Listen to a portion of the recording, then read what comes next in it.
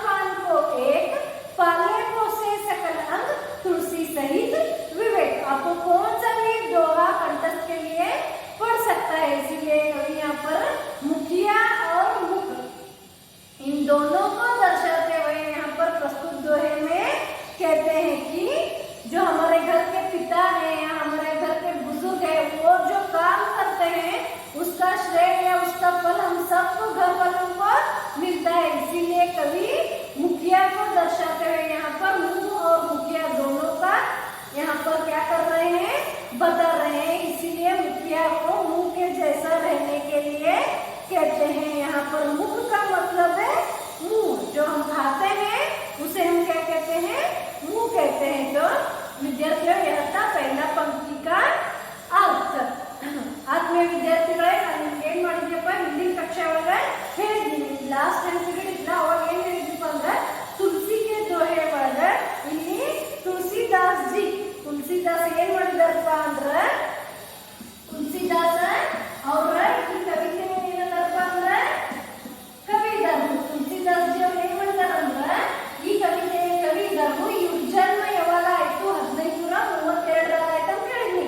ನಂತರ ಏನ್ ಹೇಳಿದಪ್ಪ ಅಂದ್ರೆ ಈ ಕವಿ ಪರಿಚಯ ಬಹಳಷ್ಟು ಇಂಪಾರ್ಟೆಂಟ್ ಐತಿ, ಯಾಕಂದ್ರೆ ಯಾವ್ದು ಒಂದು ಕ್ವಶನ್ ಇದ್ರೋಗಿಂದ ನಿಮ್ಗೆ ಅಪ್ಲೈಡ್ ಆಗಿ ಎಕ್ಸಾಮ್ನಾಗ ಕೇಳ್ಬೋದು. ಅದಕ್ಕಾಗಿ ಜನನ 1532ರಾಗ ಉತ್ತರ ಪ್ರದೇಶದ ಏನಾಗೈತು ಅಂದ್ರೆ ರಾಜ್ಪುರ್ನಾಗ ಇವ್ರದ್ದೇನಾಯ್ತು ಜನನ ಆಯ್ತು. ಹಾಗಾದ್ರೆ ಇವ್ರ ತಂದೆ ಹೆಸರು ಏನಿಪ್ಪ ಅಂದ್ರೆ ಆತ್ಮಾರಾಮ್, ತುಳಸಿಜಿ ಕೆ ಪಿತಾ ಕಾ ನಾಮ್ ಥಾ ಆತ್ಮಾರಾಮ್, ತಂದೆಯ ಹೆಸರು ಆತ್ಮಾರಾಮ್ ಇತ್ತು, ತಾಯಿಯ ಹೆಸರು ಹುಲ್ಸಿ. ಇವ್ರ ತಾಯಿ ಹೆಸರು ಏನೈತು ಅಂದ್ರೆ ಹುಲ್ಸಿ ಐತಿ.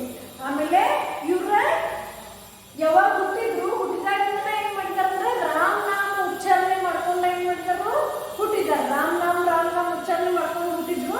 ಅದಕ್ಕಾಗಿ ಇವ್ರ ಹೆಸರು ಏನ್ ಬಿತ್ತು ಅಂದ್ರೆ ರಾಮ್ ಗೋಲಾ ಅಂತ ಹೇಳಿ ಬಿತ್ತು. ತುಳಸಿದಾಸ್ ಜಿ ಅವರ ಬಚಪನ್ ಹೆಸರು ಏನಿತ್ತು ಅಂದ್ರೆ ರಾಮ್ ಗೋಲಾ. ಅದು ಕ್ವಶನ್ಸ್ ಬರ್ಬೋದು.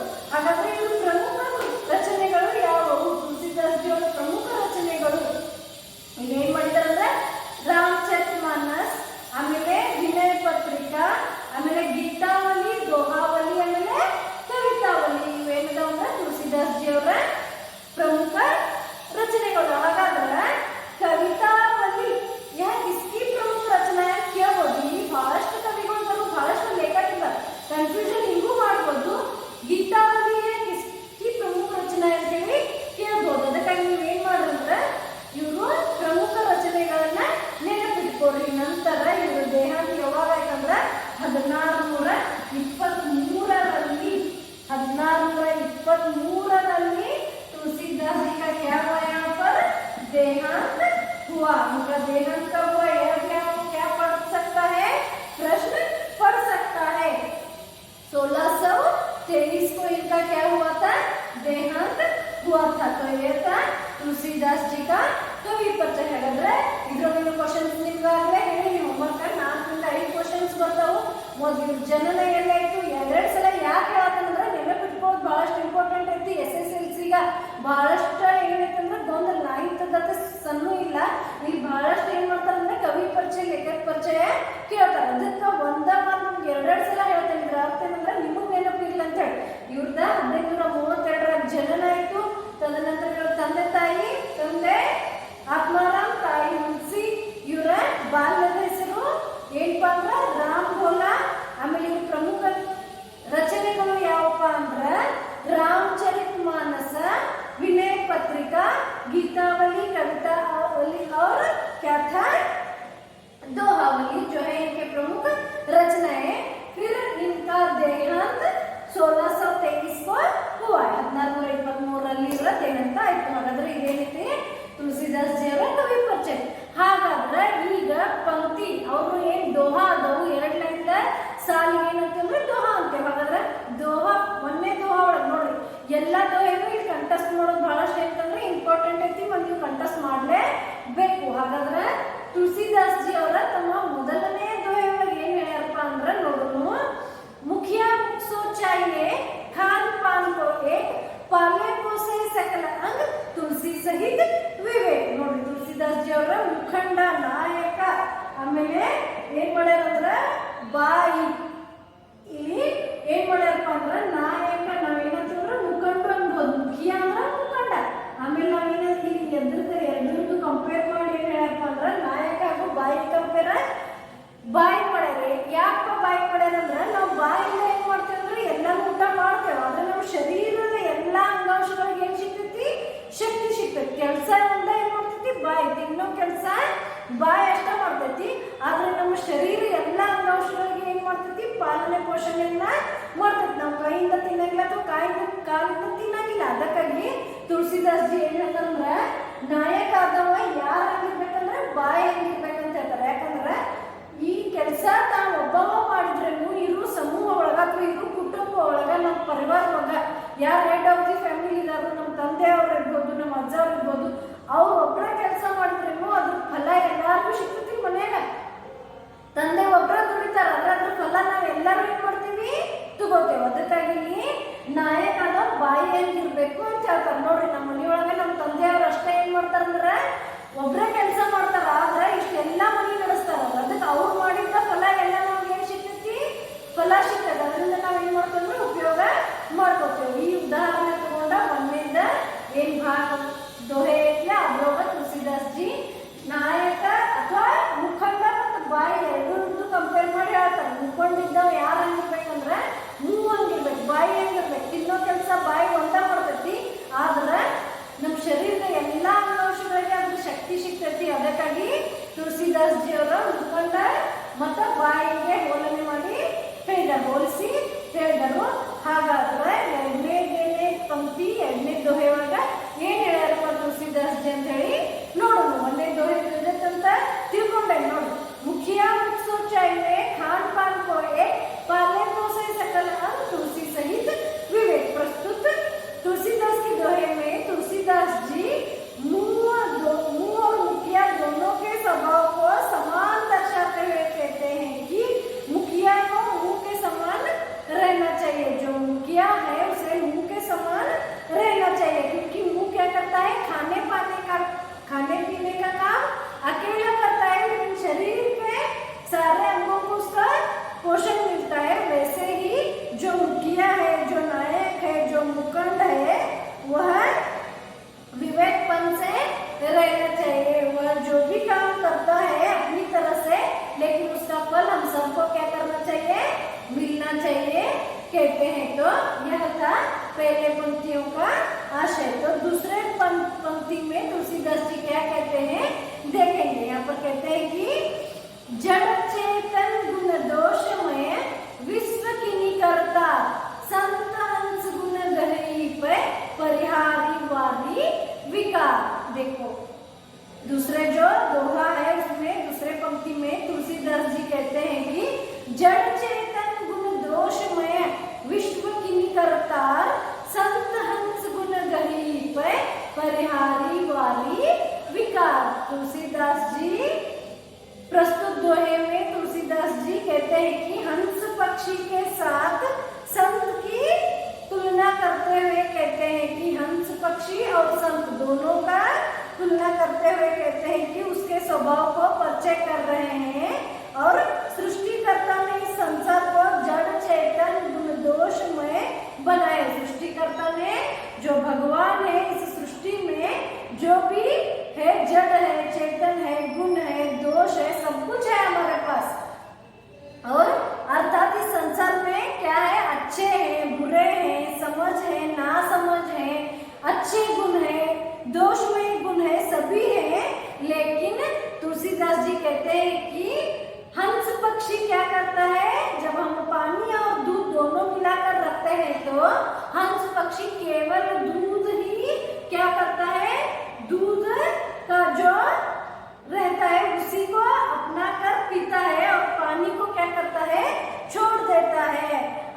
इसीलिए यहाँ पर कहते हैं कि संत लोग भी क्या करते हैं, इस दुनिया में क्या है, बहुत बुरे लोग हैं, बहुत दोषमय है। यहाँ पर जड़ है, चेतन है, गुण है, दोष है, अच्छे हैं, बुरे हैं। लेकिन संत लोग क्या करते हैं, सिर्फ इस संसार में, इस दुनिया में अच्छापन को ही अपना कर जो बुरा है उसे छोड़ देते हैं। इसीलिए हमें संत और हंस पक्षी दोनों का स्वभाव को अपना कर हम भी अपने जिंदगी में ऐसे ही रहने को कहते हैं। यहाँ पर हंस पक्षी के साथ संत की तुलना करते हैं। जैसे हंस पक्षी क्या करता है, यहाँ पर हंस पक्षी क्या करता है, अच्छे गुणों को अपनाता है और बुरे गुणों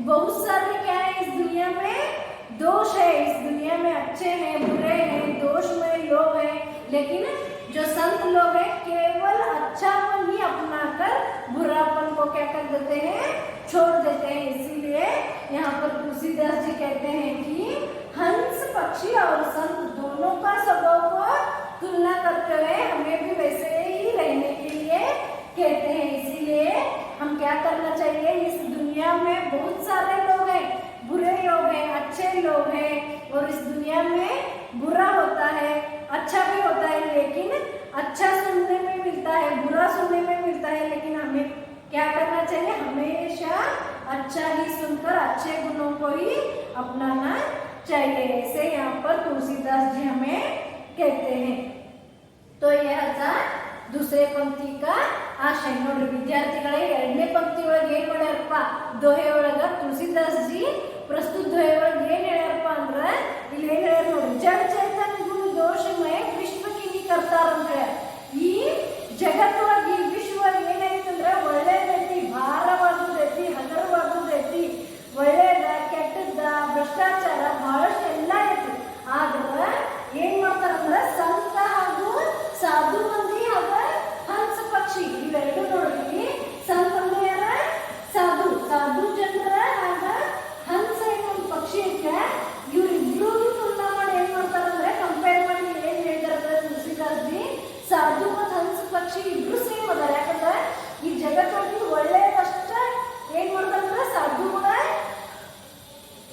ತಾವ ನೋಡ್ತಾರ, ತಗೋತಾರ, ಒಳ್ಳೇದಷ್ಟೇ ಹೇಳ್ತಾರ, ಕೆಟ್ಟದ್ದನ್ನ ನೋಡಕ್ ಹೋಗಂಗಿಲ್ಲ, ಕೆಟ್ಟದ ವಿಚಾರ ಮಾಡಕ್ ಹೋಗಂಗಿಲ್ಲ। ಯಾಕ ನಮ್ಗೆ ಯಾವಾಗ ನಾವು ಸಾಧು ಸಂತರ ಹತ್ರ ಹೋದ್ರು ಅಂದ್ರೆ ನಮ್ಗೆ ಏನ್ ಮಾಡ್ತಾರಂದ್ರೆ ಒಳ್ಳೆಯ ನೀತಿಯನ್ನ, ಒಳ್ಳೆಯ ಆಚಾರವನ್ನ ಅಷ್ಟೇ ಏನ್ ಮಾಡ್ತಾರಂದ್ರೆ ನಮ್ಗೆ ಹೇಳ್ತಾರ, ಜಗತ್ತೊಳಗೆ ಇರ್ತೈತ್ರಿ, ಒಳ್ಳೆಯವರಾಗಿರ್ರಿ ಎಲ್ಲಾನು ನಮ್ಗೆ ಏನ್ ಮಾಡ್ತಿರ್ತಾರಂದ್ರೆ ಹೇಳ್ತಾರ। ಇಲ್ಲಿ ನಾವೆಲ್ಲಿ ಸ್ವಾಮಿ ಹತ್ರ ಹೋಗ್ತೇವಿ, ಸಾಧು ಅಂತ ಹೋಗ್ತೀವಿ, ಸಂತರ ಸಾಧುರು ಹೆಂಗಿರ್ತಾರಂದ್ರೆ ನೋಡ್ರಿ ಬಹಳಷ್ಟು ಒಳ್ಳೆಯ ರೀತಿಯಾಗಿ ಮಾತಾಡ್ತಾರೆ, ಒಳ್ಳೆಯ ವಿಚಾರಗಳನ್ನ ಅಷ್ಟೇ ವ್ಯಕ್ತಪಡಿಸ್ತಾರೆ, ಕೆಟ್ಟದ್ದನ್ನ ನೋಡೋದಿಲ್ಲ, ಕೆಟ್ಟದ್ದನ್ನ ಯಾರಿಗೂ ಮಾತಾಡಂಗಿಲ್ಲ, ಕೆಟ್ಟ ಮಾತಾಡಿ ಯಾರಿಗೂ ಮನಸ್ಸಿಗೆ ನೋವು ಮಾಡಂಗಿಲ್ಲ। ಅದೇ ರೀತಿ ಇಲ್ಲಿ ಹಂಸ ಪಕ್ಷಿ ಏನ್ ಮಾಡ್ತಿದ್ಪ ಅಂದ್ರ, ಹಂಸ ಪಕ್ಷಿ ಮುಂದ ಅಥವಾ ಒಂದು ನೀರಾಗ ಹೋಗ್ತೈತಿ, ನೀರಾಗ ಹೋಗಿ ಬಹಳಷ್ಟು ಕೆಟ್ಟ ಹುಡುಗಳು ಇರ್ತಾವು, ಸತ್ತಿರ್ತಾವು, ಪ್ರಾಣಿ ಪಕ್ಷಿ ಎಲ್ಲ ಸತ್ತಿರ್ತಾವಲ್ಲ, ಹಂಸ ಪಕ್ಷಿ ನೀರಾಗ ಹೋಗ್ಕೊಳ್ಳೆ ಬರೇ ನೀರಿನ ಒಳ್ಳೆ ಶುದ್ಧ ನೀರನ್ನ ಅಷ್ಟೇ ಏನ್ ಮಾಡ್ತಂದ್ರೆ ಜಕೋತೈತಿ,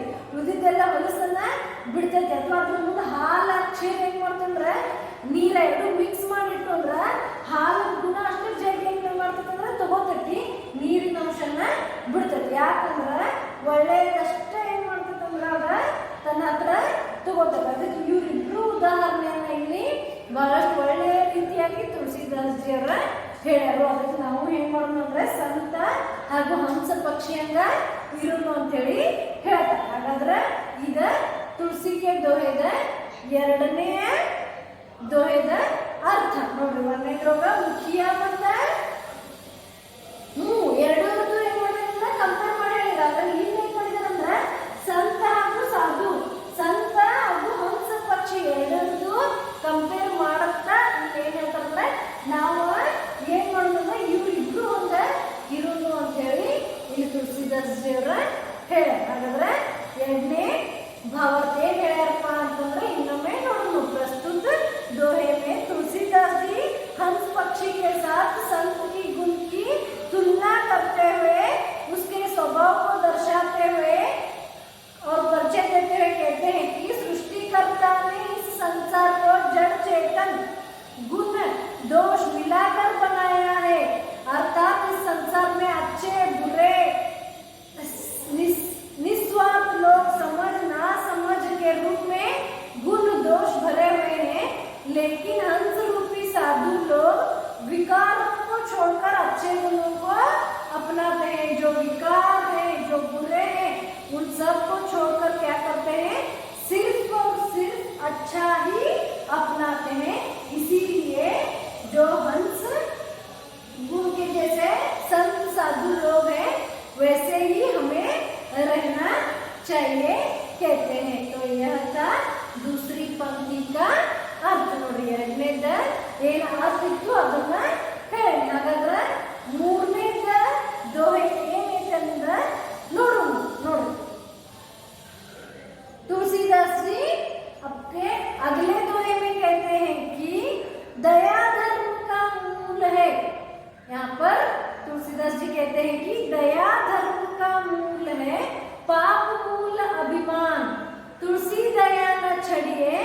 जब लग घट में प्राण। तुलसीदास जी कहते हैं कि दया धर्म का क्या है, मूल है, पाप मूल अभिमान, तुलसी दया न चढ़िए जब लग घट में प्राण। तो प्रस्तुत दोहे में तुलसीदास जी कहते हैं, अगले दोहे में तुलसीदास जी क्या कहते हैं कि दया जो है वह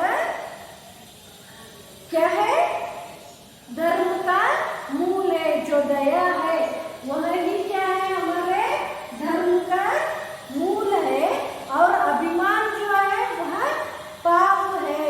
इसीलिए कवि कहते हैं कि जब तक शरीर में प्राण है तब तक मानव को अभिमान छोड़कर दयालु बने रहना चाहिए। यहाँ पर तीसरी जो पंक्ति है, तीसरी जो दोहा है, वहाँ पर तुलसीदास जी कहते हैं कि दया धर्म का मूल है, पाप मूल अभिमान। यहाँ पर कवि कहते हैं कि जो दया है, जो दयावान है, वही हमारे धर्म का मूल है। जहाँ दया है वहाँ पर हमेशा क्या है, धर्म है।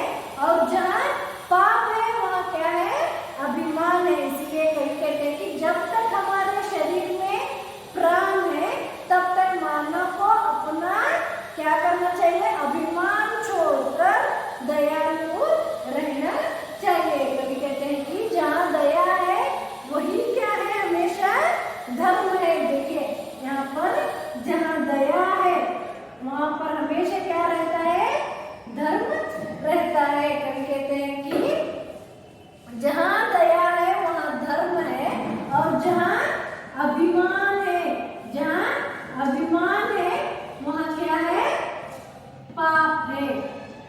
फिर तुलसीदास जी कहते हैं कि दया धर्म का मूल है और पाप मूल अभिमान। यहाँ पर कवि कहते हैं कि जहाँ दया है वहाँ धर्म है। देखो हम किसी पर तो दया करते हैं तो वही हमारा धर्म दिखाता है। हमारा धर्म ऊंचा नीचा बुरा अच्छा कोई भी नहीं, जहाँ पर हमें दया दिखाते हैं वही हमारा धर्म दिखाता है। और जहाँ हम अभिमान से रहते हैं तो वही हमारा क्या है, पाप है। इसीलिए कवि कहते हैं कि दया धर्म का मूल है, पाप मूल अभिमान। कवि कहते हैं दया ही धर्म का मूल है और पाप मूल अभिमान। तुलसी दया न छड़िए जब लग घट में प्राण। कवि कहते हैं कि जब तक हमारे शरीर में प्राण है, जब तक हमारे शरीर में क्या है, शरीर में प्राण है, तब तक हमें क्या करना चाहिए, हमेशा मानव को अभिमान छोड़कर दया अपमान, अभिमान छोड़कर क्या करना चाहिए, दया को अपनाना चाहिए। इसीलिए कहते हैं कि हम जो दया करते हैं वही हमारा धर्म है। और जहाँ हम अभिमान दिखाते हैं, जहाँ हम घमंड दिखाते हैं वही हमारा क्या है, पाप है। इसीलिए तुलसीदास जी कहते हैं कि जब तक शरीर में प्राण है, जब तक हमारे शरीर में प्राण है तब तक हमें क्या करना चाहिए, दया को अपना कर अभिमान को घमंड को छोड़ना चाहिए। यही इस पंक्ति का क्या है, आशय और अर्थ है। तुलसीदास जी और दया धर्म का मूल है, पाप मूल अभिमान। तुलसीदास जी दये ಅನ್ನೋದೇನೈತಿ ಧರ್ಮದ ಮೂಲ ನೋಡ್ರಿ, ಬಸವಣ್ಣವರು ಹೇಳಿದಾರೆ, ಬಹಳಷ್ಟು ಮಂದಿ ಹೇಳಿದಾರೆ ದಯವೇ ಧರ್ಮದ ಮೂಲ ಅಂತ ಹೇಳಿದಾರೆ। दया ही धर्म का क्या है, मूल है। दया ಅನ್ನೋದು ನಮ್ಮ ಧರ್ಮದೇನೈತಿ ಮೂಲ, ದಯೆ ತೋರಿಸಿದ್ರೆ ಅದ ನಮ್ಮ ಧರ್ಮನ ಹೇಳ್ಕೊಡ್ತೈತಿ, ಇವ್ರು ಇದಪ್ಪ ಅಂತ ಹೇಳಿ। ಆಮೇಲೆ ನಾವು ಎಲ್ಲಿ ಅಭಿಮಾನನ ತೋರಿಸ್ತೇವೆ ಅದ ನಮ್ದು ಏನೈತಂದ್ರೆ ಪಾಪ। ನಾವು ಪಾಪ ಮಾಡ್ದಂಗೆ ಎಲ್ಲಿ ನಾವು ಘಮಂಡ ಮಾಡ್ತೇವಿ, ಎಲ್ಲಿ ಸೊಕ್ಕು ಮಾಡ್ತೇವಿ ಅದ ನಮ್ದು ಏನ್ ಮಾಡ್ತೈತಂದ್ರೆ ಪಾಪ। ಪಾಪ ಅನ್ನೋದು ಬಹಳ ಏನ್ ಮಾಡ್ತೈತಂದ್ರೆ ಲಘುನ ತೋರಿಸ್ಕೊಡ್ತೈತೆ। ಅದಕ್ಕೆ ಕವಿ ಏನ್ ಹೇಳ್ತಾರಪ್ಪ ಅಂದ್ರೆ ಜಬ್ ತಕ್ ಶರೀರ ಮೇ ಪ್ರಾಣ है। ತುಳಸಿದಾಸ್ ಜಿ ಹೇಳ್ತಾರಂದ್ರೆ ನಮ್ಮ ಶರೀರ ಒಳಗ ಎಲ್ಲಿ ತನಕ ಪ್ರಾಣ ಐತಿ ಅಲ್ಲಿ ತನಕ ನಾವು ಅಭಿಮಾನವನ್ನ ಬಿಟ್ಟ ದಯಾಲು ಆಗುನು ಅಂತ ಹೇಳ್ತಾರೆ। तुलसीदास जी कहते हैं तुलसी दया न छड़िए जब लग घट में प्राण। जब तक हमारे शरीर में क्या है, प्राण है, तब तक हम दया को अपना कर अभिमान मतलब घमंड को क्या करना चाहिए,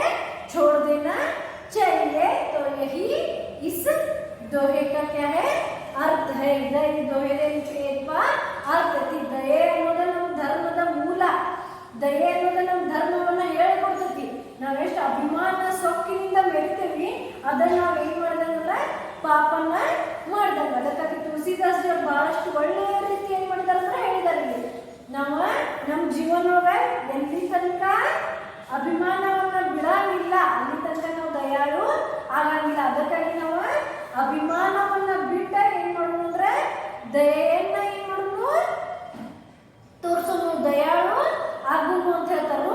ಇದ ನಮ್ಗೆ ತುಳಸಿದಾಸ್ ಜಿ ಅವರ ಪ್ರಸ್ತುತ ದೋಹೆಯೊಳಗೆ ಇದ್ದ ಅರ್ಥವನ್ನ ಹೇಳ ಏನ್ ಹೇಳಿದಾರಂದ್ರೆ दयवे दया ही धर्म का मूल है और अभिमान ही पाप है, इसीलिए हम हमेशा क्या करना चाहिए, दया को अपनाकर अभिमान को छोड़ देना चाहिए. यही यहाँ पर इस दोहे का अर्थ को बताया है. ಹಾಗಾದ್ರೆ ನೋಡ್ರಿ ಒಂದೇ ದೋಹೆ ಒಳಗೆ ಏನ್ ಹೇಳಿದಪ್ಪ ಅಂದ್ರೆ ಮುಖ್ಯ ಮತ್ತು ಮೂ ಎರಡೂ ಕಂಪೇರ್ ಮಾಡ್ಯಾರು.